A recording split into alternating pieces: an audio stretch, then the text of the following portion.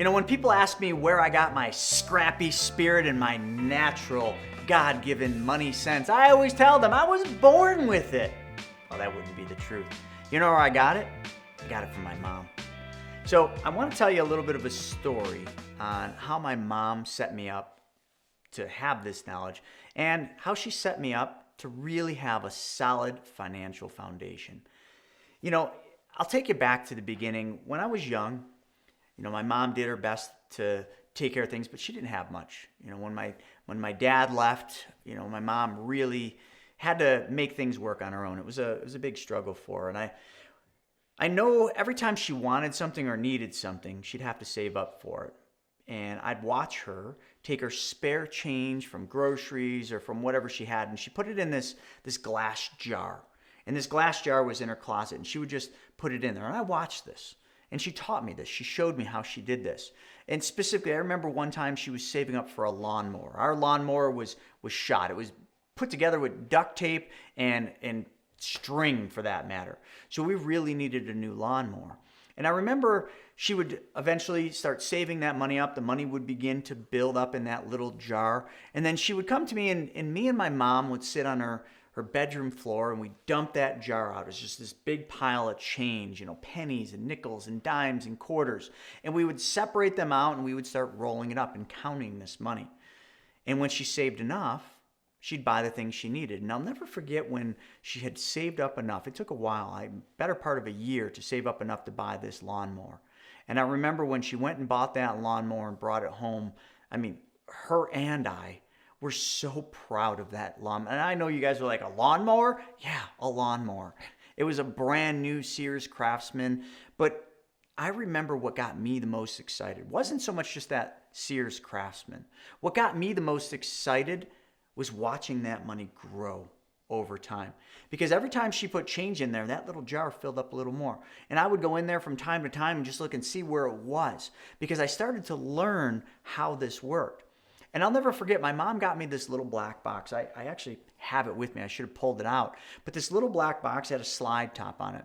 And I began to use that black box to save my own money for the things that I wanted to buy. And one of the things I wanted more than anything was this KX 125 dirt bike.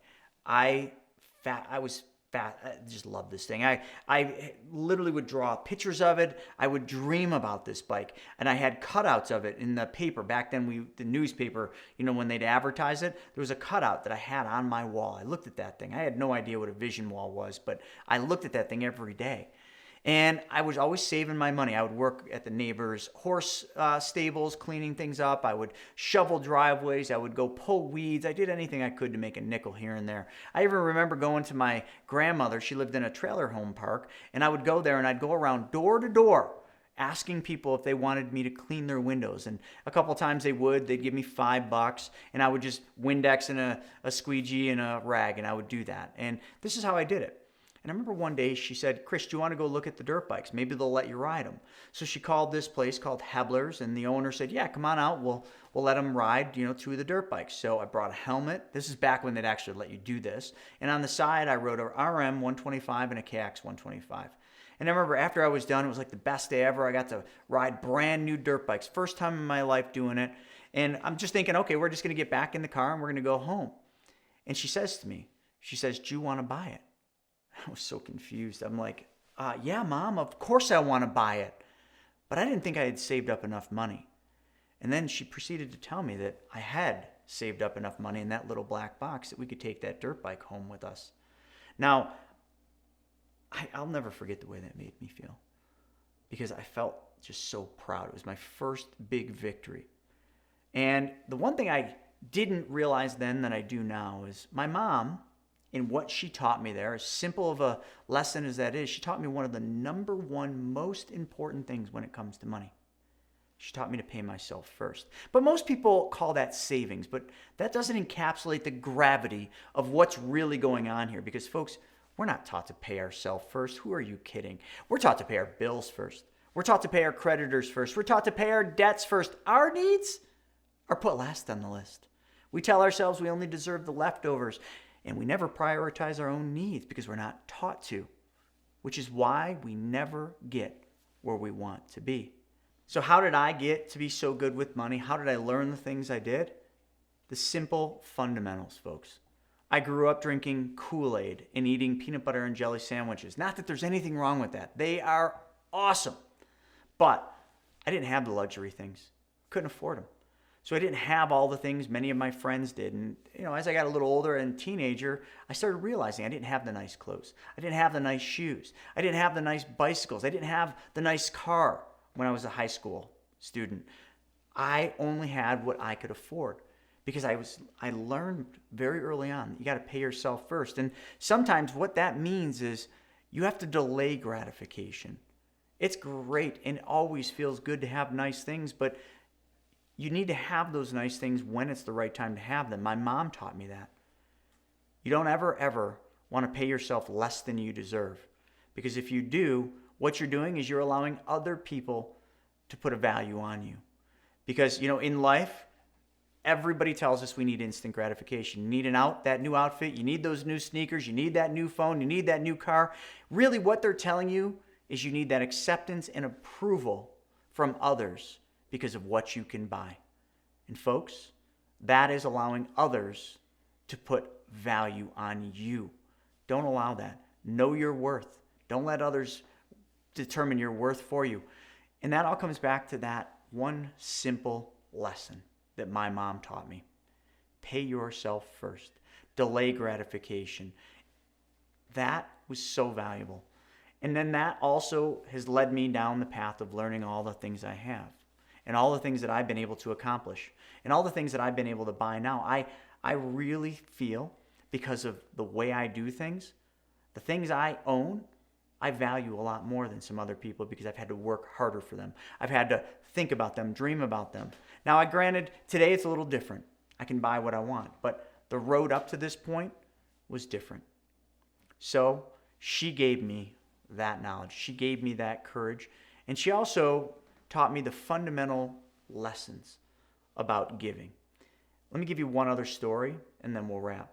The other thing my mom did is she always taught me to dream. And when I was young, I had this great idea for this skateboard, snowboard shop. And that's all I wanted to do. I was 16 years old, going on 17, and I just wanted to open this skateboard, snowboard shop called Fat Man Board Shops. And I needed $70,000 to open this shop in the Lockport Mall. My mother didn't have $70,000 to loan me so that I could open this shop, but what she did have was our home. The home she got in divorce. And that home had a value of about $75,000. She put that house up for collateral so that I could have that bank loan, so that I could get that bank loan for that shop. She didn't want my dream to die. That's a lot of risk and a lot of money for a woman who had to save her spare change. But in doing that, she taught me what I've learned. She taught me to give because her gift, her generous act of putting that home up for collateral had a lot of risk and a lot of things could have went wrong. But she believed in me, and because of that belief, I never let her down. I never stopped working hard until that loan. Actually, I never stopped working hard, period. But I did pay that loan off. So folks, sometimes the simplest things in life are what will get you where you want to be.